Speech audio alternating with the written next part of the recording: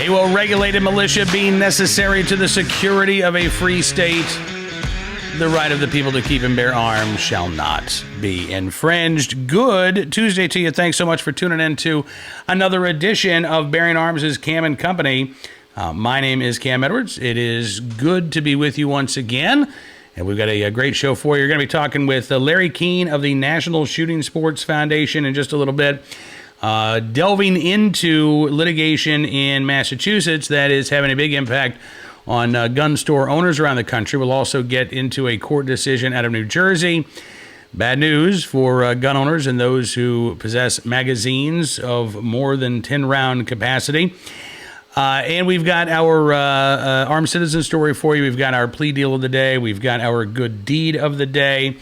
I do want to get started here. I've gotten a couple of folks who have written in, and thank you for writing in. Thank you for watching.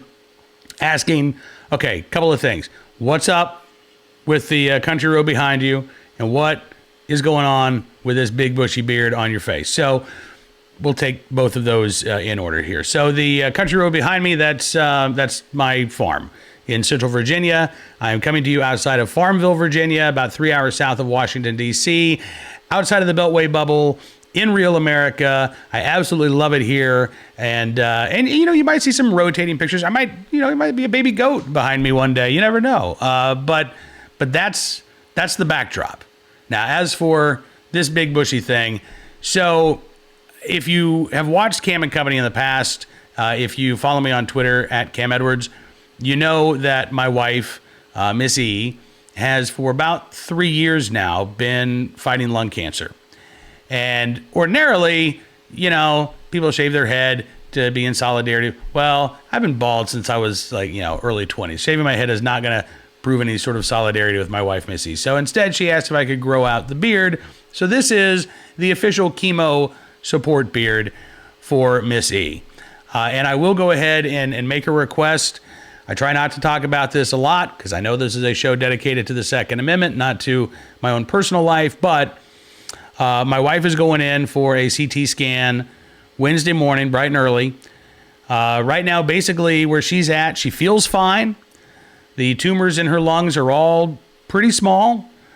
The only time she's actually felt bad is when they've been trying to make her better. Like, that's kind of where she is.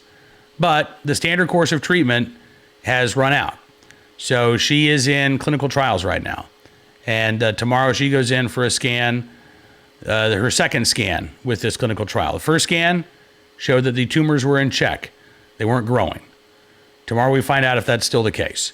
So, if you are the praying kind, I would certainly, I'm not one of those anti-gun advocates, you just take your thoughts and prayers and shove them where the sun don't shine. I'm not, I will gladly accept your thoughts and your prayers, and I will thank you for them. All right, so let's get to a couple of the big stories out there today, including one story that's not even really a story per se, but it is an opinion piece from the fine folks at Vox. German Lopez has this case. Democrats, he says, have been discussing the same ideas on guns for 25 years. It's time to change that. Yeah. Now, what Mr. Lopez would like to see is a pretty sweeping gun control proposals. In fact, he says Cory Booker doesn't go far enough. Eric Swalwell doesn't go far enough. All of these candidates who are the most anti-gun crop of candidates that we've seen in American history, they're all sort of moderates, he says, when it comes to, putting effective gun control laws on the books. So what would he like to see? Well, he says, quote, one way to start addressing the issue would be requiring a license to buy and own a gun. Now, that is in Cory Booker's plan. He says on its face, this might seem like an extension of the background check model, since the idea is still to filter between qualified and unqualified people. But he says a licensing process can go further. He says, well, a background check is more often than not quick and hassle-free. Gun licensing in, for example, Massachusetts, is a weeks or month-long process that requires submitting a photograph and fingerprints, passing a training course, and going through one or more interviews, all involving law enforcement. He says that adds significant barriers for even a would-be gun owner who has no ill intent or bad history. That's not a good thing. That's a bad thing, because we're talking about a constitutional right. He quotes Cassandra Crafasi, who's a researcher at the Johns Hopkins Center for Gun Policy and Research, who says the end impact is you decrease gun ownership overall. She said, lots of folks think, well, it's probably not worth going through all those hoops to buy firearms, so I'm not going to buy one, and then you have fewer firearms around and less exposure. What you're doing is you're placing a right behind this barrier of red tape and bureaucracy and saying, hey, if you really want to exercise this right, you're going to have to jump through, all of these different hoops and hurdles. You're going to have to navigate that maze. It's going to take weeks and weeks and weeks. And you know what? I imagine that there will be some otherwise legal law-abiding gun owners who would say, forget it. It's not worth it. I know that violent criminals in Massachusetts and in New Jersey will say, why would I do that? It's not worth it. So again, this is not a law that is aimed at illegal gun possession. This is not a law that is aimed at violent criminals. This is a law that is aimed specifically at reducing the ability of legal Americans, law-abiding Americans, to exercise a constitutionally protected right. Yeah. Lopez says this could only be the start. The kind of thing that ensures fewer people get guns now and in the future. But he says in a country that has so many firearms, something also needs to be done to take out a lot of guns more quickly. And he says this could require rethinking the Second Amendment. Oh, you've already done that, Mr. Lopez. You've already done that. Whether by appointing judges, he says, who interpret it differently in a reverse version of the NRA's campaign to portray gun ownership as an individual right, it might even mean beginning an effort to repeal it. A project that could admittedly take decades, but has gotten less serious consideration and support than packing the Supreme Court or even abolishing the Senate. Okay, so you got to rewrite the Second Amendment, or maybe even repeal the Second Amendment.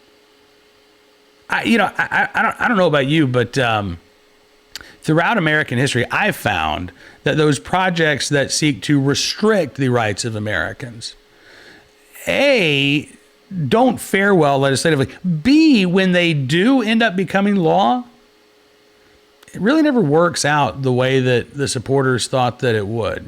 Prohibition was supposed to lead to an end to drunkenness. It was going to be heaven on earth, according to the evangelist Billy Sunday. And the sin would stop, and the booze would dry up, and the country was going to be revitalized. And that didn't happen. Lopez says this could also mean banning more types of guns. Perhaps, he says, all semi-automatic weapons, and coupling that with an Australian-style mandatory buyback program. Yeah, he says some Democratic presidential candidates have gotten behind a bigger push. Booker released a gun violence plan focused largely on licensing. Swalwell, while he was still a candidate for president, advocated for a mandatory buyback, although Lopez says only in the context of quote-unquote assault weapons, which would have little effect in a country in which most gun violence is carried out with handguns. So I guess maybe Lopez is now talking about a mandatory compensated confiscation program for handguns as well. Again, this will require rethinking the Second Amendment. As a matter of fact, this will require obliterating the Second Amendment. And I hate to be the bearer of bad news for Mr. Lopez here, but look, it's not just the federal Constitution you have to reckon with. There are 42 states, maybe 44, but I'm going to go with 42. 42 states that recognize in state constitutions the individual right to keep and bear arms. So let's say, let's just say that, you're able to repeal the Second Amendment. Okay, Second Amendment goes away. Well, now you still have those state constitutions protecting the right to keep and bear arms. So not only are you going to have to repeal the Second Amendment, you're going to have to replace the Second Amendment. You're going to have to put a new amendment on the books that says not only do we not consider the right to keep and bear arms in the Second Amendment an individual right, as a matter of fact, we are barring any consideration of gun ownership as an individual right. Now, keep in mind what it takes to ratify a constitutional amendment, right? You've got to have support by a majority of Congress, by 3/4 of the states. That's not going to happen. Now, it's important to note this is where they want to take us. This is where they want to go. And they'll try very hard to move public opinion first and then move legislation afterwards. But I have to say, I think this is an incredibly impractical, not to mention egregiously unconstitutional idea. That's why they have to change the Constitution in order to do it. I think a much better way of going about things, if you really want to take, some quick steps. And I won't say they're easy steps, but they're quick steps, they're constitutional steps, and they work. If you want to take some steps to really reduce violent crime, it's pretty easy. Actually, there's a bill that's been introduced right here in the state of Virginia that would help communities do this. And I'm excited about it. It uses surplus funds, existing funds, to set up grant programs for two projects, Project Ceasefire and Project Exit. Project Ceasefire has been in use around the country since the late 1990s. It helped lead to a reduction of about 66% in the juvenile homicide rate in Boston, Massachusetts, and it did not involve putting a single new gun law in the books.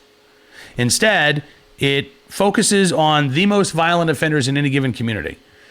And there's a partnership that develops between the law enforcement side and the social services side. Two groups, by the way, that don't often work together, but when you can bring them in alignment and in partnership to, again, identify those most violent offenders, who, by the way, are also most likely to be the victims of violent crime, and you give them a very simple message. You're going to stop shooting. We will help you if you will let us. We will stop you if you make us, but you're going to stop shooting. And if you don't stop shooting, we're going to use the resources of the federal government. There's the U.S. attorney behind me right here. And we're going to prosecute you and all of your buddies in your gang in the federal courts. We're going to use every tool available to us. No more slaps on the wrist, no more plea bargains, no more revolving door of justice. That's the hard way. Now, we don't want to throw you in prison for 20 or 30 years. We will, but would much rather you be a productive member of society. So you have a choice. You don't have to go to prison, but you will if you keep up what you're doing. If you want to walk away, if you want to stop shooting, we'll help you get your GED. We'll help you get job training. We'll help you get the skills that you need to function in law-abiding society. And that works. It works. So the ceasefire puts those two groups together. Project Exit helps the gang members leave the gangs. And again, it doesn't take a lot of money because you're really talking about just a new strategy with existing resources.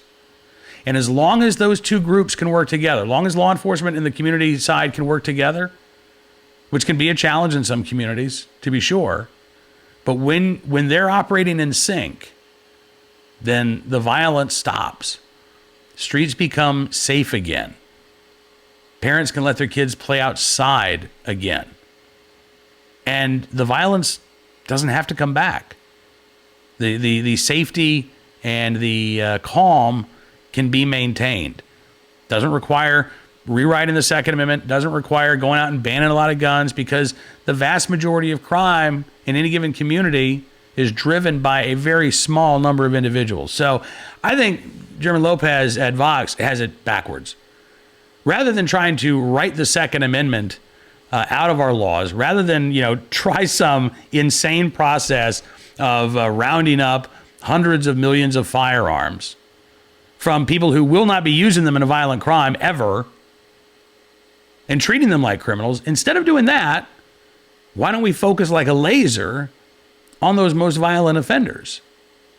Change their behavior one way or the other, again, with the carrot or the stick, and see the crime rates plummet. Let's do it that way. Seems so much more constitutional, so much better for everybody involved. All right, in New Jersey, a federal judge has once again said that the state can ban magazines with a capacity of over 10 rounds. This is a fight that has been taking place for several years now.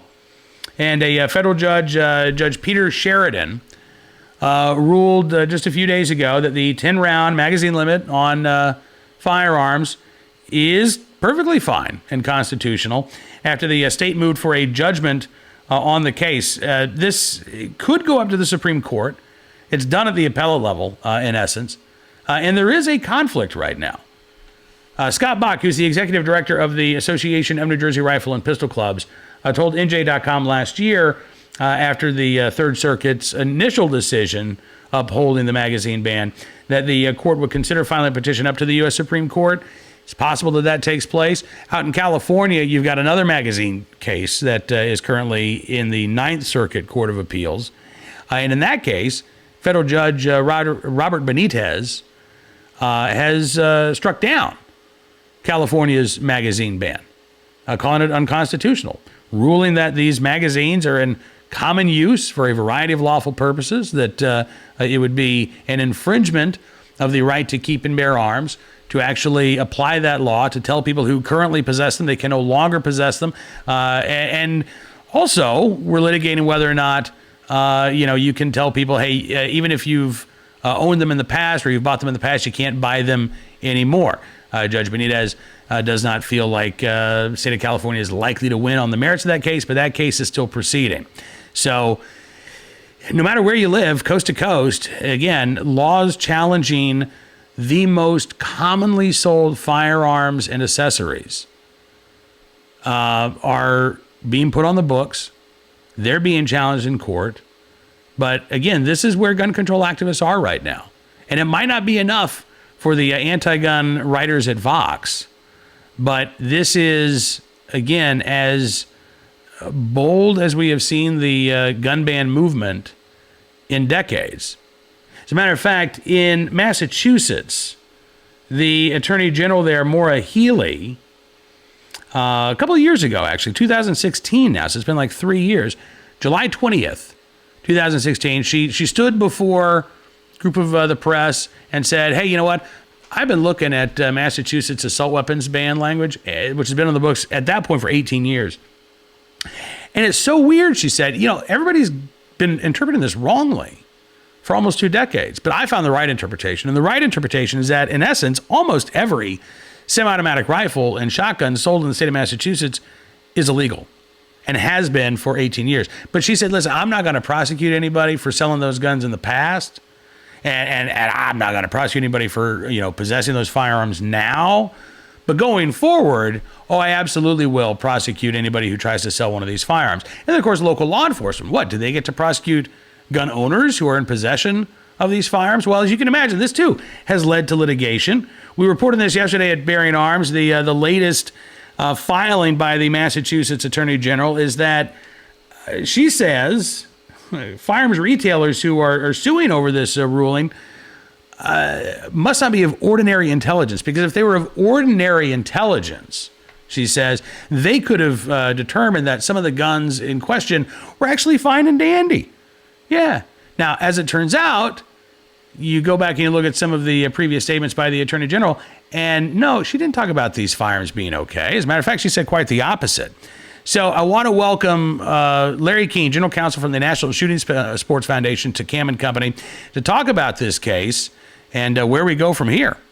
We were talking on Bearing Arms yesterday about the latest with the Massachusetts Attorney General, Maura Healey, and the lawsuit that she's facing over by these federal firearms licensees, and her really vague ruling that almost every semi-automatic firearm in the state of Massachusetts is a quote-unquote illegal assault weapon. Now she's sort of adding, insult to the injury that these firearms retailers are facing by claiming that all these guys got it wrong, and anybody of ordinary intelligence should be able to read the law and understand exactly what firearms are banned or not. Well, you're exactly right. I mean, the great irony, of course, is that these very same dealers asked the Attorney General's office whether these particular rifles were legal or not to sell under her own enforcement notice. And the answer that they got back at the time from the Attorney General is, we haven't taken a position on this. You figure it out and take your chances. And of course, if you're wrong, you'll be arrested. You'll be criminally prosecuted. You'll lose your business.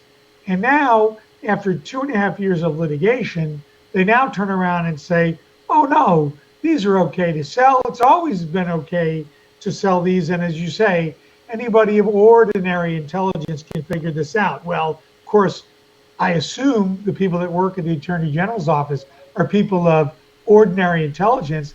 They couldn't figure it out 2.5 years ago, nor could the Executive Office of Public Safety in Massachusetts, which approves the sale of every firearm in the state, sent a letter to the Attorney General back in 2016 saying, essentially, we don't understand what this means.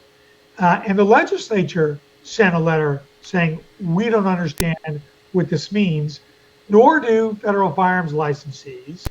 That's the purpose of the lawsuit.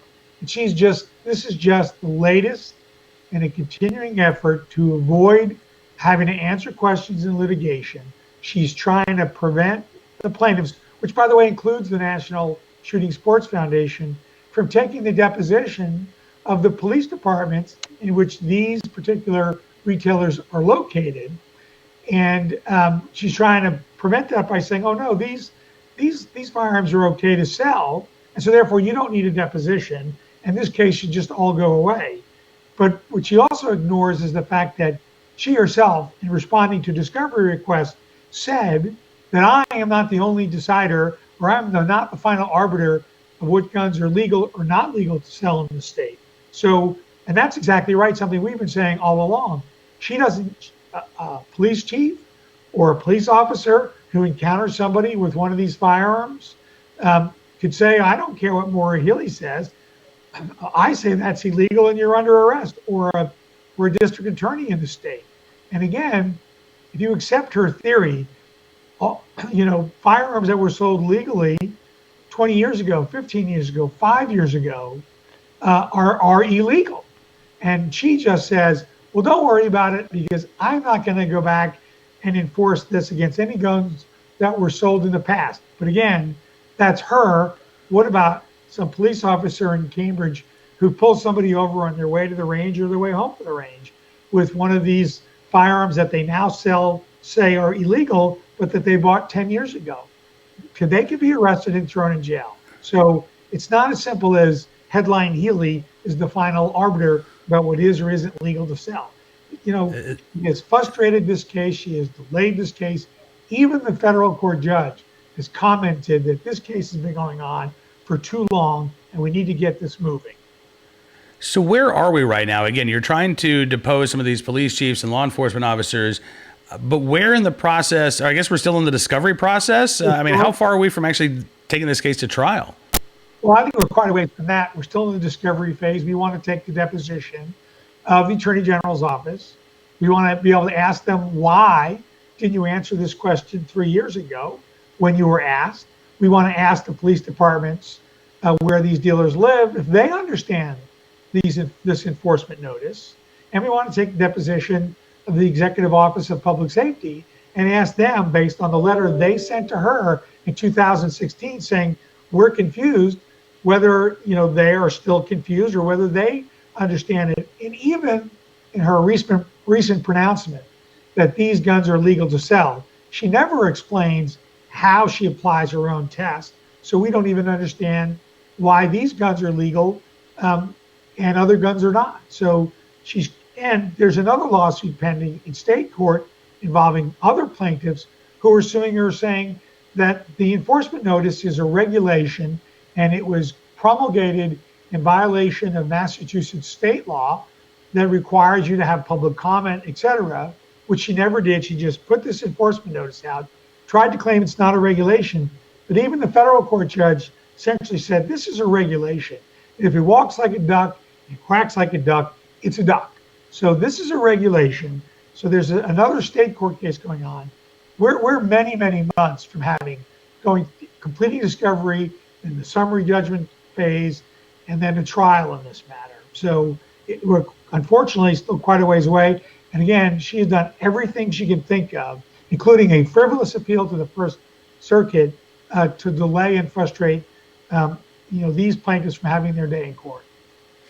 And in the meantime, what is life like for these plaintiffs? They're trying to conduct a lawful business in the state. They've been told that, most of the most commonly sold rifles in America today are now illegal for them to sell. I imagine every day that this case is going on, these men and women and their families are suffering some sort of harm because of the vagueness of the Attorney General's proclamations. That's exactly what's happening. And in fact, one of the plaintiffs has been driven out of business. They've had to close their doors as a result of what she's done.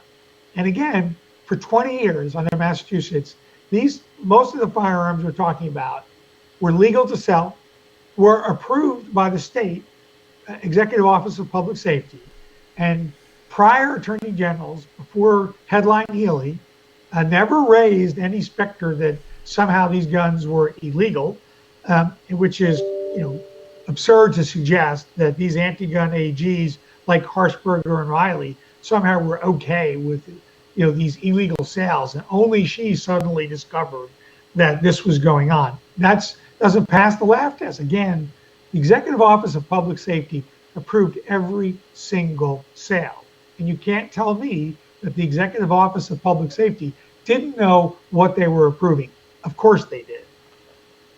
Larry Keane, General Counsel with the National Shooting Sports Foundation. As always, sir, it is good talking with you. I appreciate you coming on the program. And whenever you all have any more updates, please let us know. We'd love to have you back. Always great to spend time with you. Even if Boston Red Sox did kind of destroy the Yankees this weekend, it was painful. Well, listen, it's not even August yet, right? We got plenty of time. And we're still comfortably in the lead. Yeah, we won't talk about that. Larry Keane with us here on Bearing Arms' Cam and Company. Thanks, Larry. Thanks, buddy. Good to be with you. We appreciate Larry talking to us. Interesting to note, by the way, that Maura Healey is trying so hard to actually avoid responsibility for the actions that she's taken there as Attorney General. This reminds me of what we're seeing right now in the Supreme Court with New York City and the New York State Rifle and Pistol Association case. So that case is supposed to be heard before the court this fall, as a matter of fact. And right now, City of New York is trying to moot that case. This is dealing with a law regarding pistol owners in New York City. And so until very, very recently, if you were a legal pistol owner in New York City, you could only keep your pistol in your home, or you could take it to or from one of 5 pre-approved ranges. You couldn't take it out of the city. If you got family that lives upstate, you couldn't take it to their family farm. You couldn't go to a shooting competition with your legally owned handgun. And New York City defended this law in trial court. They defended this law in the Court of Appeals. Only when this case was slated to go to the Supreme Court did New York City, on the request and advice of gun control activists, decide, well, we're just going to get rid of this law. And if we get rid of this law, then there's no way that you can rule on the constitutionality of this law. So they're not saying that they admitted that the law is unconstitutional. They're not saying, oh yeah, it was a bad law. They're just saying we don't have it anymore, so you can't consider this case. I don't think that is going to stop the Supreme Court. There is some precedent that allows the court to continue if they don't feel like this was a good faith effort by the city, and I wouldn't consider this a good faith effort by the city. But again, those quote unquote common sense gun safety laws, when they're not common sense, when they're unconstitutional, gun control advocates, we've seen a pattern now of them really trying to avoid having to defend their actions in court. Speaking of avoiding defending your actions in court, let's get to today's plea deal story. This is a doozy from Troy, Alabama. The suspect in a clerk's death released early in a 2015 fatal shooting. That, according to the district attorney in this case.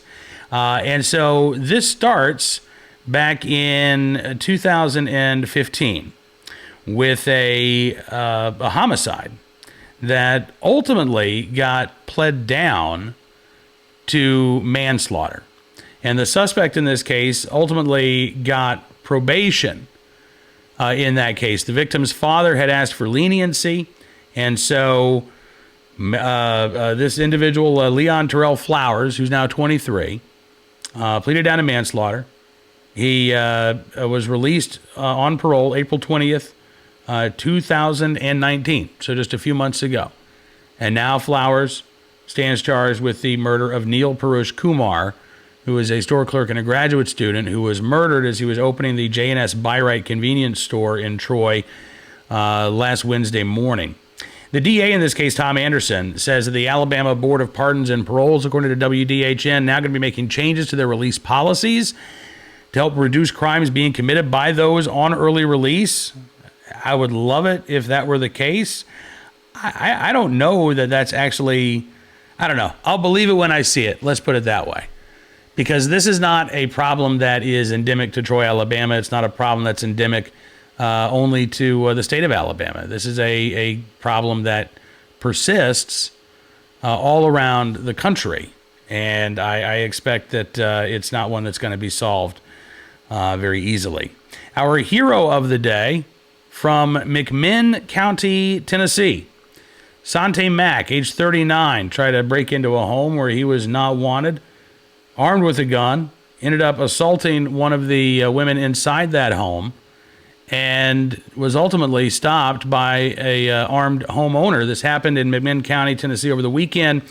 According to authorities, the suspect in this case had a previous relationship with one of the women inside that home, but was not supposed to be there and actually tried to climb in through a window, ended up assaulting one of the women in the home with that firearm, and then fired a shot inside the residence. That's when the armed homeowner fired a shot back, striking Mack, who was found outside of the home when officers arrived a short time later. He was taken to a local hospital where he passed away Sunday morning. Nobody's been charged in this case. Right now, again, looks like a case of self-defense. The investigation does continue. We'll bring any more details as they become available. And our good deed of the day from Carterville, Illinois. Another water-related good deed. We had one yesterday from California. This time around from Illinois. It was Saturday, July 27th, about 3 o'clock in the morning, when a Carterville officer saw an SUV fly off the road and into a lake there. Yeah, Sam Tyner is the officer is the officer who saw this SUV plunge into the water. He actually then plunged in right after the vehicle, swam out, able to get the elderly gentleman out of the vehicle. As he's swimming back to shore, another officer, Sean Dobbins, arrived. And then a third officer, Sergeant Aaron Glenn, showed up. All three of them able to get that gentleman to shore and to safety. Medics taking him to a local hospital where he was checked out. It looks like he's going to be okay. And again, those three officers in the right place at the right time and willing and able to do the right thing. We thank you for your good deeds. And that is going to do it for this edition of Bearing Arms' Cam and Company. I thank you so much for being a part of the program today. Don't forget, you can subscribe whenever you like at Town Hall Media. You can get new Cam and Companies each and every day. You can also follow us at Bearing Arms on Twitter. I am at Cam Edwards. You can email me, cam.edwards@bearingarms.com. Would love to hear story tips, constructive criticisms, even, more comments about the beard if you want. That's fine. I can take it. But we will see you soon with another edition of Bearing Arms' Cam and Company. Thanks for tuning in today.